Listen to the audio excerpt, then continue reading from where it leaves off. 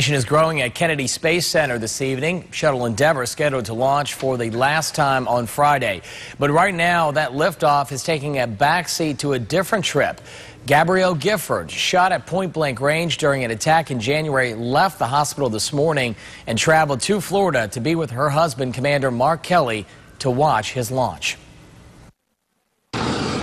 As Commander Mark Kelly readies for a Friday launch and the last mission for Shuttle Endeavor. We're really ready to do this on Friday. His wife, Congresswoman Gabrielle Giffords, is making a trip of her own, a journey that in many ways is just as amazing.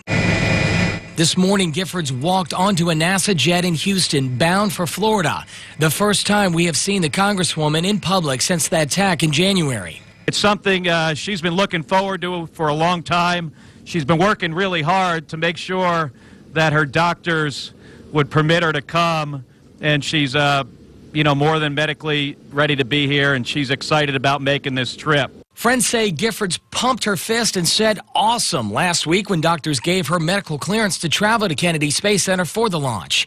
A reward for her hard work in what is just the beginning of a grueling rehab and recovery. Giffords still struggles with her speech, recognition, and strength. With limited use of the right side of her body, she has now become a left-hander. She clearly has challenges. You know, we're just 3 months after a severe injury to her brain, and we can't forget that.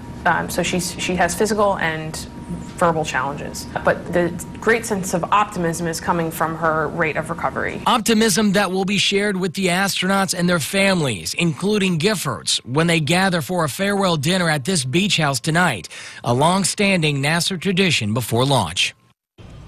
News Channel 5's Lauren Lapazina and I will be at the Cape, bringing you live coverage of this historic final flight of Endeavor.